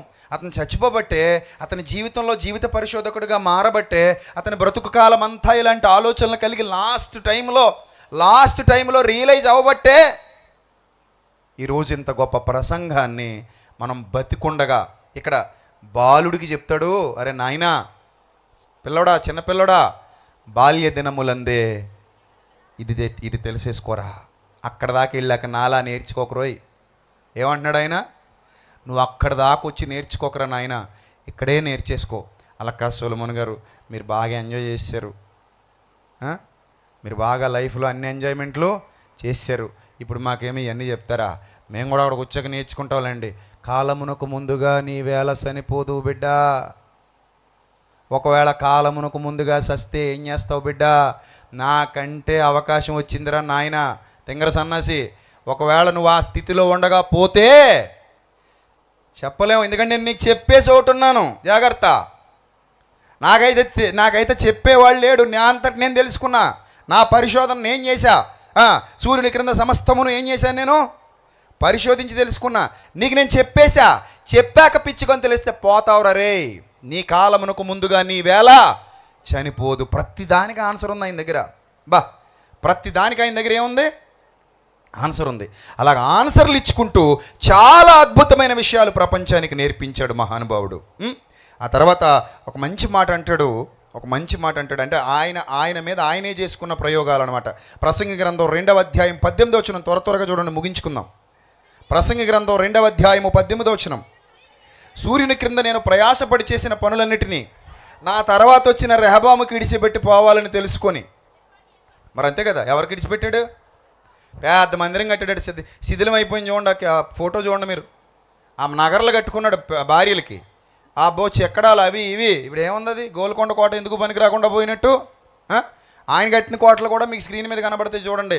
శిథిలాలు ఫోటోలు తీసి పెట్టుకుంటున్నారు. అదిగో ఏమి శిథిలాలు, కిందకు పోయింది. ఆ పునాదులు తగిలినాయట తవ్వితేని. పునాదులు ఏమైనా అందంగా ఉంటాయా? బిల్డింగ్ అందంగా ఉంటుందా? పునాది అందంగా ఉంటుందా? బిల్డింగ్ అందంగా ఉంటుంది, పునాది అలా దరిద్రంగా ఉంటుంది. అంత దుమ్ము పట్టిపోయి మట్టి పట్టిపోయి తవ్వకాల్లో దొరికితే అలాగ ఉంటాయి. ఎన్ని కట్టాడో అన్నట్టు అలాంటివి ఎన్నో కట్టాడట. వాటి మీద వేసాడట అసలు కథ. కిందంతా రాళ్లతో పునాదులు వేసే కాలం కదా అది. అలాంటి అందమైన రాళ్లతో పునాదులు వేసేవారు. డ్రోన్ షాట్ పైనుంచి తీస్తే అలా ఉంది అది. ఎవరికి ఉపయోగం? ఇప్పుడు అంటున్నాడు చదవం, ఇప్పుడు వచ్చినానికి వచ్చేయండి బాగుంటుంది. 2:18 సూర్యుని క్రింద నేను ప్రయాసపడి చేసిన పనులన్నిటినీ నా తర్వాత వచ్చేవాడికి నేను ఆ రెహబాములు అటుడికి వదిలేసిపోవాలి. ఆడేమో బుద్ధిమాలినోడు. రెహబాము ఏమైనా జ్ఞానవంతుడా? కడు బుద్ధిమాలినోడు. తర్వాత అందుకని నేను వాటి యందు అసహ్యపడి తిని వాడు జ్ఞానం గలవాడై ఉండునో, నా కొడుకులాగా బుద్ధిహీనుడై ఉండునో. అది ఎవనికి తెలియను అన్నాడు సొలొమోను. అది ఎవనికి తెలియను. అయితే సూర్యుని క్రింద నేను ప్రయాసపడి జ్ఞానము చేత సంపాదించుకున్న నా కష్టఫలం అంతటి మీదను వాడు అధికారి అయి ఉండును. ఇదియును వ్యర్థమే. నిజమే కదండి. అంత కష్టపడి ఇల్లు కట్టామండి, అంత కష్టపడి కట్టాం, చాలా బాధలు పడ్డాం, ఇళ్లలో దిగేసాం, నెల నెల ఈఎంఐ కడుతున్నాం, బ్యాంక్ కూడా వచ్చి బూతులు తిడుతున్నాడు. ఈ ఇల్లు ఆనందం ఇవ్వట్లా. దాని బాధ కంటే ఈ సుఖం ఏమైపోయిందట? తక్కువైపోయిందట. ఇప్పుడు ఈ అమ్మాయి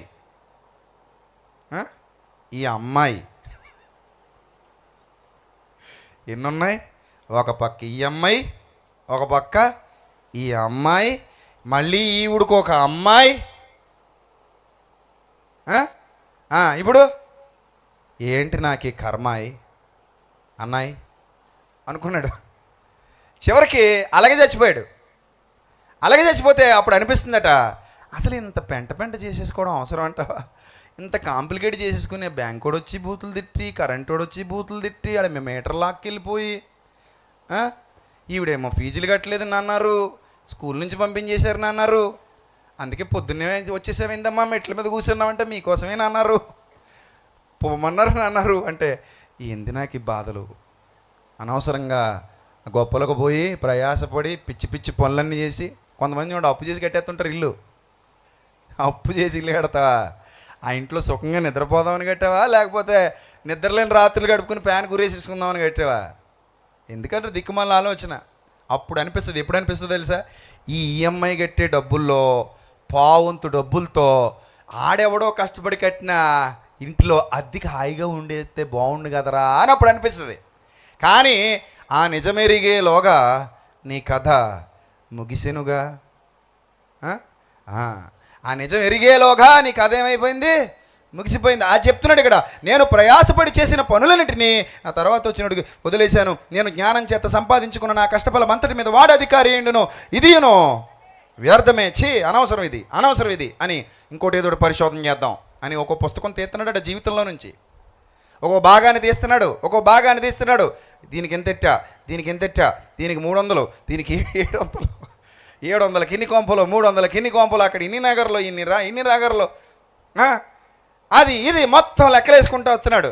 ఈ 700లో ఎంతమంది దాటిపోయారో, ఈ 300లో ఎంతమంది టాటా గుడ్ బై చెప్పేశారో, చివరికి 1000 నెంబర్లో చివరికి ఎన్ని నెంబర్లు మిగిలాయో మీరు ఆలోచించండి.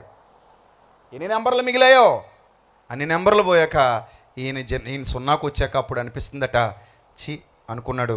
చూడండి అప్పుడు అంటున్నాడు చూడండి. అదే ప్రసంగి గ్రంథం 5వ అధ్యాయము 15వ వచనం. దురదృష్టం వల్ల నశించిపోతుందట, ఆయాసకరమైందట ఇది. 13లో చెప్తాడు, సూర్యుని క్రింద మనస్సుకు ఆయాసకరమైనది ఒకటి సంగతి ఉందిరా నాయన, ముందు నేర్చుకో, తినో, ఈ ఆహారం తినో. 15వ వచనం, వాడు ఏ ప్రకారముగా తల్లి గర్భము నుండి వచ్చెనో ఆ ప్రకారముగానే తాను వచ్చినట్లే దిగంబరిగా మరలా పోవును. తాను ప్రయాసపడి చేసుకుని దానిలో ఏదైనాను పట్టుకొని పోడు. నిజం. అంత కష్టపడ్డాం. అక్కడ మందిరం కట్టాం, 15 అడుగులు ఎత్తు మెరకేసాం, చుట్టూ కాంక్రీట్ గోడ కట్టాం, 5 లక్షలు పెట్టి గోడ కట్టాక గోడ కూలిపోయింది, మళ్ళీ కట్టాం. తర్వాత ఇంకొక 5 లక్షలు పెట్టి బ్రిడ్జి కట్టాక మా ఊళ్ళో ఉన్న దిక్కుమాలిన రాజకీయ నాయకులు, ఆ కుళ్ళో అసూయ మరి ఏం పూనిందో ఏ దయ్యం పట్టిందో దరిద్రులకు తెలియదు, కానీ మా ఊళ్ళోనే ఉన్నారు కొంతమంది దరిద్రులు. వీళ్ళు వచ్చి ఆ బ్రిడ్జి కూల్చేశారు. సరే బాధలే పోయిందిలే అనుకుని మళ్ళీ కట్టాం. మళ్ళీ కడితే ఇప్పుడు అదిగో అలాగా అది ఇది నిలబెడితే ఇంతవరకు అయింది. ఇంకా దానికి టైల్స్ లేవని ఒకడు అంటున్నాడు, సీలింగ్ లేదని ఇంకోటి అంటున్నాడు. చుట్టూ గోలగట్టి ఏసీ ఎత్తే బాగుంటుంది కదండి అని ఒకడు అంటున్నాడు. దీనికి నా జీవితం అంతా దానికి పెట్టేసి ఈ బ్యాంకులో ఈఎంఐలు కట్టేసి అంతా కష్టపడి ఇక్కడికి వచ్చి అలా చూస్తూ నేను చచ్చిపోతే అప్పుడు మా విశ్వ కారు వేసుకుని చక్కగా లోపలికి పోయి, మేము దేవుని పని చెయ్యాలనుకోవట్లేదండి, మా నాన్నగారు ఏదో పిచ్చోడు కాబట్టి అలా చేశాడు కానండి, మేము ఇది బేరం పెట్టేద్దాం అనుకుంటున్నామని అన్నాడు అనుకోండి, పరదేశంలో నేను గుండాగి దబ్బును పడిపోతాను, చిన్న బతుకు తాగలయ్యా అనిపిస్తుంది. అప్పుడు అనిపిస్తుంది అనిపి నిజం చెప్పండి మీరు. అంటే అలాగ అవ్వాలి నా కొడుకుని నేను కోరుకోవట్లేదు, కానీ ఒకవేళ అది కానీ నాకు ఏం చెప్పమండి భవిష్యత్తు ఎలా ఉంటుందో, రెహబాం అలాగ అవుతాడని సొలొమోను అనుకున్నాడు ఏంటండి, అంతే కదా. సో ఎవడెలాగ ఉంటాడో ఎవడికి తెలియదు, అది అంతా అదృష్టవశము చేతను కాలవశము చేతను అంటాడు. మళ్ళీ చివరికి వచ్చేసరికి అది చెప్తాడు. చూడండి, ముగింపుకి వెళ్తున్నాను నేను. అలా జరిగినప్పుడు మనం గుండు పట్టుకుని దబ్బును పడిపోయి నా మొహం మీద కాకిరి ఎట్టయ్యా అంటాడు. అలాగ ఉంటుందన్నమాట. ఇది ఓ బతికేనా, దిక్కుమాలిన బతుకు, దౌర్భాగ్య బతుకు, ఇది ఓ బతికేనా? ఇంత ప్రయాసపడి నేను చేసినదంతయు గాలికి నేను దిగంబరిగా వచ్చాను, మరలా ఎలా పోయాను? దిగంబరిగానే పోతున్నాను. మొలతాడు కూడా దింపేశారా నాయన, బంగారం మొలతాడురా, కొనుక్కున్నాను ఎప్పుడో. ఏం మొలతాడట బంగారం? ఓ రోజు ఒక ఆయన ప్యాంట్ పైకి ఎట్టుకున్నాడండి, ఎండు మొలతాడు, అస్తమాను చొక్కా ఎలా పెట్టి తిరుగుతున్నాడు, ఆ వెండి కనబడాలని. అప్పుడు నేను అన్నాను సరదాగా, పెళ్ళేది కనబడుతుందిలే ఎండు మొలతాడు, లేకపోతే ఇప్పే చొక్కా అన్నాను. ఇప్పే ఆ చొక్కా ఇప్పేసి తిరిగంట, నేనేం మొలతాడు కనబడాలని అంటలేదు నేను అంటున్నాడు. మా తెలిసినోడే. ఇందాక నుంచి ఓ తెగెత్తేసి తిరుగుతున్నావు, అది తెంపేస్తారా నాయన నువ్వు తెచ్చినప్పుడు, ఉంచుతారు అది వెండిది ముందే తెంపేస్తారు రోయ్. ఇంకా మామూలు దారం మొలతాడని వదిలేస్తారు. ఇది ఎవరికి కావాలా, చీకిపోయింది సబ్బునూరకు పట్టేసి మాకెందుకని వదిలేస్తారు. కానీ ఏది తెంపేస్తారు? నువ్వు వెండి బంగారం మొలతాడు వేసుకుంటే మాత్రం ఖచ్చితంగా ఏం చేస్తారు, వేసుకుంటే వేసుకో, కానీ వాటిని చూసి అతిశయించుకో. ఇదేదో జీవితం అన్నట్టు నా మొలతాడు నా మెడతాడు అనుకో. అర్థమైందా? ఏదో రోజు తాడేసి లాక్కుపోతారు, మనల్ని కూడా కుక్కలు లాక్కుపోయినట్టు. ఆ రోజు ఇవన్నీ పోతాయి. అక్కడికి వెళ్ళాక ఈయన రాస్తున్న మాట, ఏది చేతబట్టుకొని పోడు, అతడు వచ్చిన ప్రకారమే మరలా పోతాడు. గాలికి ప్రయాసపడి నానా పాటలు పడి ఆ ఇన్స్టాల్మెంట్లు చేసి ఆ ముంతలు అమ్మి ఆ ఫైనాన్స్ బిజినెస్లు చేసి లేకపోతే ఈ వ్యాపారాలు చేసి ఆ కొట్లు చుట్టూ తిరిగి అన్ని పాటలు వ్యవసాయం చేసి బత్తాలు తెచ్చుకుని ఇంట్లో పోగేసుకుని రాత్రులు అన్నం తింటం మానేసి ఆ ఫ్యాక్టరీలో పనులకు వెళ్ళి నానా పాటలు పడి చేసిన తర్వాత కొడుకో కూతురో తగలడతారు మనకి. తండ్రి సంపాదించింది మొత్తాన్ని ఈడు అనకొండ ఊదినట్టు ఊదేస్తుంటాడు. ఈ తండ్రి గుండె ఆగిపోతుంటుంది, తల్లి గుండె ఆగిపోతుంటుంది. ఓరు దరిద్రుడా, రే ఎన్ని పాటలు పడ్డాను రా, ఈ సంపాదించడానికి ఎన్ని కష్టాలు పడ్డావురా బాబు, ఎన్ని కన్నీళ్ళు అనుభవించావురా, ఎన్ని నిద్రలేని రాత్రులు గడిపావురా, దరిద్రుడా ఇలా తగిలిచేస్తున్నావిట్రా నువ్వు, నా కడుపు నెట్ట పుట్టావురా నువ్వు, మా కడుపు నెట్ట పుట్టావే బాబు నువ్వు అని ఏడుస్తూ చచ్చిపోతారు కొంతమంది. బెంగెట్టుకు చచ్చిపోయిన తల్లిదండ్రులు చాలామంది ఉన్నారు. అప్పుడు అంటాడు, అప్పుడు మనకు కూడా ఎవరు గుర్తొస్తారు? మళ్ళీ చివరికి మనం ఎక్కడ ఆగాలి? 66 పుస్తకాల్లో లాస్ట్ ప్లేస్ ప్రసంగే, గుర్తుపెట్టుకో. ముందే వచ్చి స్టాపులో నిలబడి బాగుపడతావు. 66 పుస్తకాలు చదివిన తర్వాత చివరికి వచ్చి ఎక్కడ నిలబడాలి? నువ్వు ఇక్కడే నిలబడాలి. This is your last book. కేవలం సొలొమోన్ గారు లాస్ట్ బుక్ కాదు ఇది. ఇక్కడ కూర్చున్న మనందరి చెట్ట చివరి పుస్తకం ఏది? ప్రసంగే. చెట్ట చివరి వచనం కూడా అందులో నుండే చదువుతాడు. ఏ పాస్టర్ అయినా కావాలంటే ఎత్తుకు చూసుకో. ఏం చదువుతాడు? మొన్నైనది వెనుకటి వలె మొన్నైపోవును, మట్టిని మట్టికి అప్పగించుచున్నాను, ఆత్మదాని దయచేసిన దేవుని యొద్దకు పోవును. ఏ పాస్టర్ అయినా అదే చదువుతున్నాడా? అంటే ఇప్పుడు చెప్పు, చెట్ట చివరి బస్ స్టాప్ అదేనా కదా? అక్కడే దిగాలి బిడ్డ బస్ ఎక్కి. తిరుగు, పరమగీతం అంటూ తిరుగుతావో, సామెతలు అంటూ తిరుగుతావో, లేదా ఇంకేదంటూ తిరుగుతావో తిరుగు. ఎన్ని తిరిగినా ఎక్కడికి వచ్చి ఆగాలి నువ్వు? ప్రసంగిని చెట్ట చివరి పుస్తకం. Not only Solomon, our last book is also Ecclesiastes. That is the truth, real truth of your life. ఇది నువ్వు ఎప్పుడు అర్థం చేసుకుంటే అప్పుడు బాగుపడిపోతావు. అర్థమైందా? ఆ తర్వాత ఏం పట్టుకెళ్ళాం? మనసుకు ప్రయాసపడి సంపాదించిన దాని వలన వాడికి లాభమేమి, ఇది మనస్సుకు ఆయాసకరమైనదే అన్నాడు. ఆ తర్వాత ఆయనకు అర్థమైన ఒక అద్భుతమైన విషయం చెప్పనా? తండ్రికి ఉన్న మంచి లక్షణం ఏంటంటే పాఠాలు నేర్చుకునే ప్రతి ప్రవక్తకి కూడా రహస్యాలు చెప్పేశాడు. అబ్రహాముకు సంగతి దాచెదనా చెప్పేశాడు. అబ్రహాముకు సంగతి దాచెదనా చెప్పేశాడు. ఇర్మియాకు సంగతి దాచెదనా చెప్పేశాడు. యెషయాకు సంగతి దాచెదనా చెప్పేశాడు. వీళ్ళందరికీ చెప్పేస్తే దావీదుకు సంగతి దాచెదనా చెప్పేశాడు. చెప్పేస్తే వీళ్ళందరూ ఏం చేశారు తెలుసా? ఆ కాలాల్ని, ఆ సమయాల్ని పరిశోధన చేస్తూ, ఆహా ఇదా అసలు విషయం తండ్రి, ఎస్ మై డియర్ సన్, ఇదే అసలు విషయం, దాని మీద దృష్టి పెట్టి ఎదురు చూడడం మొదలుపెట్టారు. అంటే సొలొమోనుకు కూడా చెప్పేశాడు, చివరికి మోషే కూడా చెప్పేశాడు. మోషే గురించి హెబ్రీ గ్రంథకర్త రాస్తుంటే మనకి బుర్ర తిరిగిపోద్ది, షాక్ అవుతాం, ఏంటి ఇలా రాశాడు అనుకుంటాం. ఎస్, అదే దైవజ్ఞానం, అందులో ఉన్న మర్మం. మోషే అట ఇశ్రాయేలు ప్రజలతో శ్రమ అనుభవించగోరి అని ఉండదు. అక్కడ ఏమని ఉంటుంది? ఇజ్రాయేల్ ప్రజలతో శ్రమ అనుభవించగోరి అని ఉండదు. హెబ్రీ పత్రిక 11:24 ఏమని ఉంటుందో తెలుసా? అందులో ఏమని ఉంటుందో తెలుసా? క్రీస్తుతో కూడా శ్రమ అనుభవించుట మేలు. మోషేకి ఎవరి గురించి చెప్పేశాడట దేవుడు? చెప్పండి, ఎవరి గురించి చెప్పేశాడట? క్రీస్తు గురించి చెప్పేశాడట. హెబ్రీ పత్రిక 11:24 చదువుకోండి. క్రీస్తు విషయమైన నింద గొప్ప భాగ్యమని ఎంచుకొని, క్రీస్తు విషయమైన నింద గొప్ప భాగ్యమని ఎంచుకొని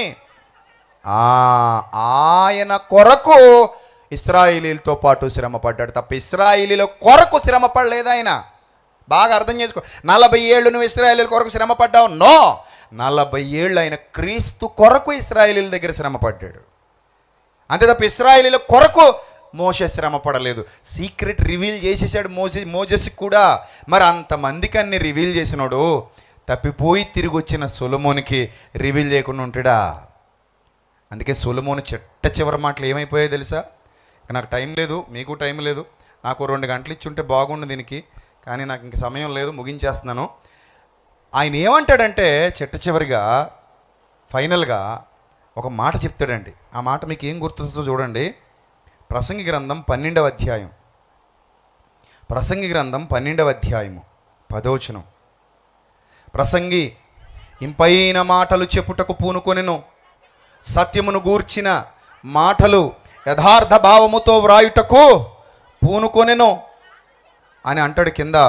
జ్ఞానులు చెప్పు మాటలు ములుకోలల వలెను చక్కగా కూర్చబడి బిగగొట్టబడిన మేకుల వలెను ఉన్నవి.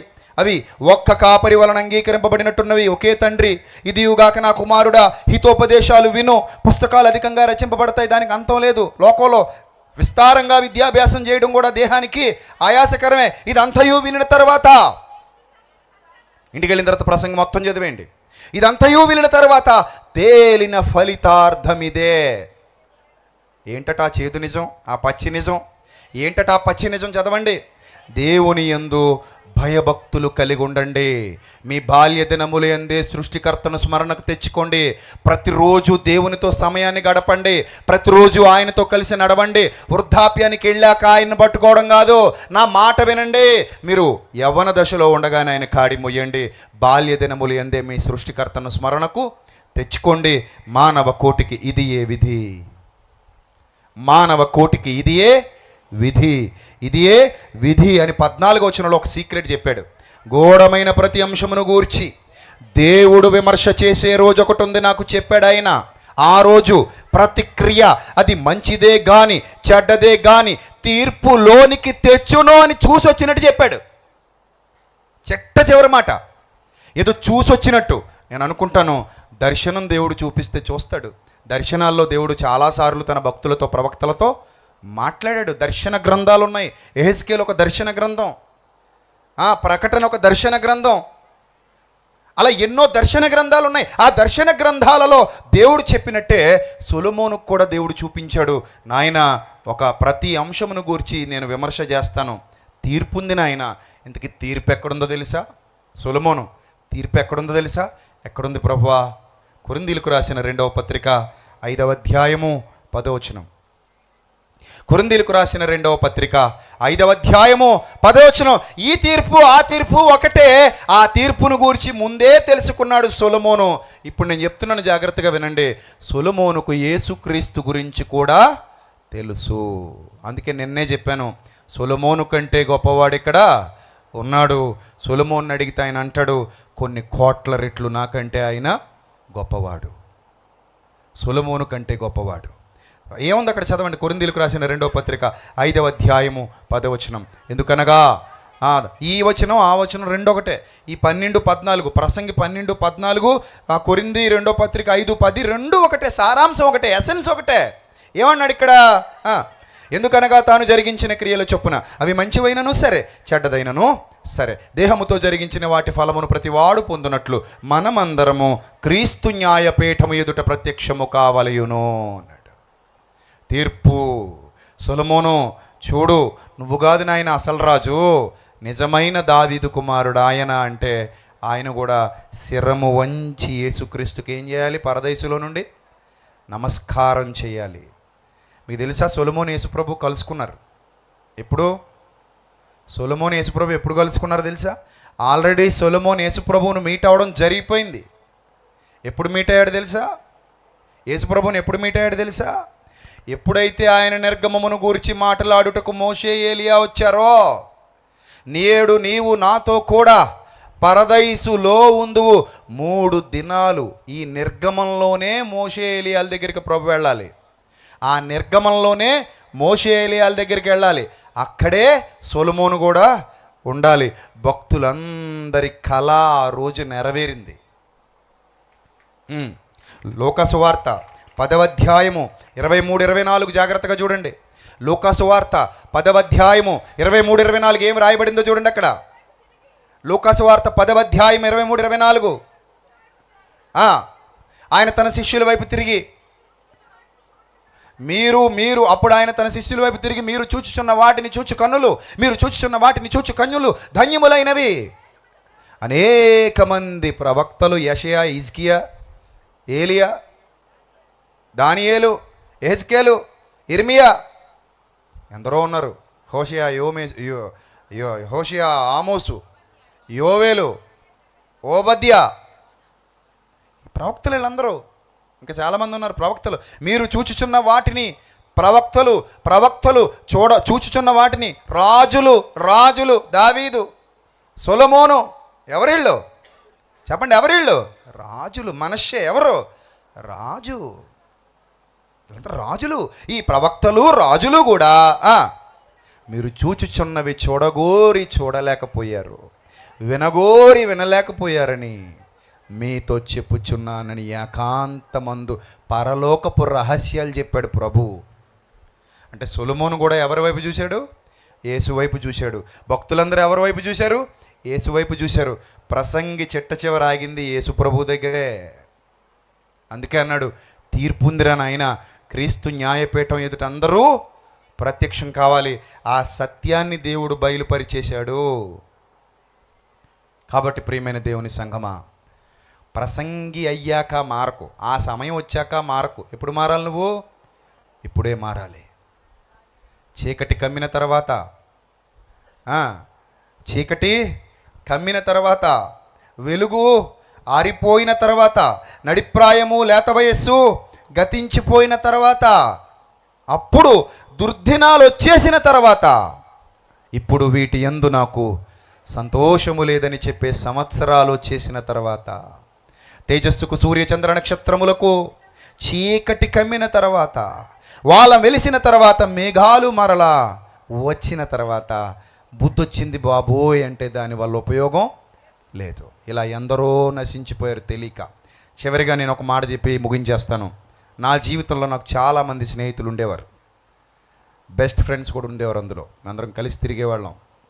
అందులో ముఖ్యంగా నా స్నేహితుల్లో కొందరు నా చేతుల్లో చనిపోయిన వాళ్ళు ఉన్నారు. ఆ ఘట్టాలు నన్ను ప్రభువులో ఇంకా బలపరిచాయి. అప్పటికి నేను వాళ్ళతో చెడిపోయి తిరిగిన వాడిని. నేనేమి ఉత్తమ పురుషుణ్ణి కాదు. ఈ ఊర్లో ఎవరిని అడిగినా నా చరిత్ర చెప్తాడు. Vijay Prasad Reddy's life is a open book, not a secret book. నా దగ్గర సీక్రెట్స్ ఏమి ఉండవు, ఏదన్నా ఓపెనే, కొండ బద్దలు కొట్టేయడమే. సో అలాంటి జీవితంలో నుంచి నేను ప్రభు దగ్గరికి వచ్చిన తర్వాత నా చేతుల్లో చనిపోయిన నా స్నేహితులు నాకు పాఠాలు నేర్పించారు. ఇప్పుడు మీరు చూడబోయే పాటలోని భావం కూడా అలాంటిదే, నా అనుభవాలు. అందుకే అది కథ కాదు, నిజ సంఘటనల సమాహారం with including Ecclesiastes, including the essence of Ecclesiastes. దేవుని జ్ఞానాన్ని ఇనుమడింపజేసి, అంటే కొన్ని ఏమైనా చిన్ని షూటింగ్ మిస్టేక్స్ ఉంటే మీరు భరించేసి పాటను పాటలా చూడండి, పాత్రలు చూడకండి, భావాలు చూడండి. నా జీవితంలో జరిగిన సంఘటనలను మిళితం చేసి నా చేతిలో చనిపోయిన నా స్నేహితుల జీవితాలను అవగతం చేసుకొని, ఇలాంటి బ్రతుకుతున్న యవనస్తులు చాలామంది ఉన్నారు, యవనస్తురాళ్ళు చాలామంది ఉన్నారు. వృద్ధులైపోయిన తర్వాత ఏడ్చినా ప్రయోజనం ఉండదు, వెనక్కి తిరిగి రాలేరు. మీ జీవిత పరమార్థాలు, వాటి ఫలితార్థాలు మీరు బ్రతికుండగానే తెలుసుకోవాలి.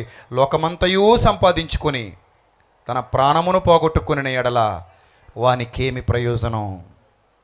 ఆలోచించండి. ఒకడు లోకమంతయూ సంపాదించుకొని వాని ప్రాణమును పోగొట్టుకుని ఎడల వానికేమి ప్రయోజనం? ఇంకో మాట చెప్పనా? ప్రసంగమే చేయొచ్చు, మాట కాదు, దాంతో ప్రసంగమే చేయగలను నేను.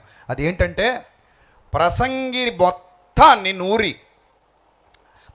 మొత్తాన్ని నూరి రుబ్బి బయటికి తీస్తే, పోత పోస్తే, అలాంటి ఆకారం ఎక్కడైనా భూమి మీద కనబడద్దా అని ఎదురు చూస్తే, కనబడిన ఒకే ఒక్కడు ఈ భూమి మీద సాక్షాత్తు మన రక్షకుడైన యేసుక్రీస్తు.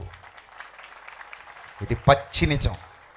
ప్రసంగి ఎలా ఉండాలని కోరుకున్నాడో అలా బతికి చూపించాడు. యవ్వన దశలో, మళ్ళీ రాత్రి చెప్పాను, యవ్వన దశ. ఒక అందమైన అమ్మాయిని చూపిస్తే ఆయన రియాక్షన్ ఎలా ఉంటుందో కూడా రాత్రి చెప్పాను మీకు. అందుకే సమరయ స్త్రీకి యేసుప్రభు భర్త అని పిచ్చి కోతలు కూసిన వాళ్ళకి, పిచ్చి సినిమాలు తీసిన వాళ్ళకి ఎప్పుడో కౌంటర్ ఇచ్చాను. ఏమనంటే, అరే దరిద్రుడా, సమరయ స్త్రీలో ఆయన తన కూతురిని చూస్తాడు తప్ప భార్యను చూడరా నీచుడా, ఆయనకి భార్యతో పని లేదు. కలిగి ఉన్నది ఇది ఆయన లేకుండా కలగలేదు. వైద్యుడు ఆపరేషన్ చేసేటప్పుడు శరీరం మొత్తాన్ని చూస్తాడట. వైద్యుడు కనబడనదంటూ ఏమీ లేదట నీ దేహంలో. నీ భర్త చూడనివి కూడా వైద్యుడు చూస్తాడట. కానీ ఏ స్థానంలో ఉండి చూస్తాడు అక్కడ వైద్యుడు? ఏ స్థానంలో ఉండి చూస్తాడు? తండ్రి స్థానంలో ఉండి చూస్తాడు. అలాగే యేసుక్రీస్తు సమరయ స్త్రీని తండ్రి స్థానంలో ఉండి చూశాడు తప్ప, తండ్రి స్థానంలో ఉండి ఆదరించాడు తప్ప, అమ్మా అని పిలిచాడు. అమ్మా, కూతురు ఆయనకి. ఆవిడే కాదు, మీరందరూ, మనం అందరం ఆయనకి బిడ్డల వంటి వారమే. సహోదరులు అన్నాడు మనల్ని, స్నేహితులు అన్నాడు మనల్ని, పిల్లలారా అన్నాడు. అలా సంబోధించాడు ఆయన. ఎందుకంటే కలిగి ఉన్నది ఏది ఆయన లేకుండా కలగలేదు. ప్రభువుకు కూడా కళంకం ఆపాదించడానికి, పాపం మూటగట్టుకోవడానికి బయలుదేరుతున్న ఈ దుష్ట సమాజానికి మెలకువ వచ్చునుగాక. ఆ వారి కన్నులకు పూసినటువంటి ఆ మసి రాలిపోయి వారి మనోనేత్రములు వెలిగింపబడునుగాక. దేవుడు మీకు ఇస్తున్నటువంటి ఒక అద్భుతమైన ఈ పాఠం ఈరోజు మీ అందరి మనోనేత్రాలు వెలిగింపబడాలి. ఇంకా మనకి మధ్యాహ్నం రాత్రి చివరికి వెళ్ళిపోతున్నాం. మంచి ఆత్మీయ ఆహారంతో వెళ్తున్నాం. ఏమా, మంచి ఆత్మీయ ఆహారం. ఈ ఆహారానికి నాకు తెలిసి ఎవరు ఇబ్బంది పడ్డారంటే ఆయన చెప్పినట్టు మీలో దెయ్యం ఉందని అర్థం. మరి ఈ బోధలు చాలా స్వచ్ఛమైన బోధలండి, ఎక్కడ దొరకవు మీకు. గాలి మాటలు ఎవడైనా చెప్తాడు బయట, నీ అప్పులు తీరిపోతాయి, నీ రోగాలు తగ్గిపోతాయి, ఇడు కారు కొనుక్కున్నాడు, ఆడు మేడ కట్టుకున్నాడు, సొల్లు కబుర్లు అంటాను నేను. వీటిని చెత్త మాటలు అంటాను. ఎంతోమంది అంజులు కట్టుకుంటున్నారు మేడలో మిద్దులు. అవన్నీ చెప్పకండి. దేవుని స్వచ్ఛమైన వాక్యం బోధించండి, దీంతో ప్రజల్ని నిలబెట్టండి. అదే నా కోరిక, అదే నా ఆశ, అదే నా ఆశయం. అందుకే ఈ వేలాది రూపాయల ఖర్చు, ఈ లక్షలాది రూపాయల ఖర్చు, ఎంతోమంది పిల్లల కష్టం, ఎంతోమంది పిల్లల శ్రమ. నేను ఈరోజు చెప్తున్నాను నా సంఘ బిడ్డలకి, నాకు సెమినార్ కొరకు ₹1 సహకరించినా సరే మీ అందరికీ చెప్తున్నాను, గుర్తుపెట్టుకోండి, ప్రభువునందు మన ప్రయాస వ్యర్థం కాలేదు. దేవుడు మీరు చేసిన దానికి చక్కటి ప్రతిఫలం ఇచ్చునుగాక. ఆమెన్.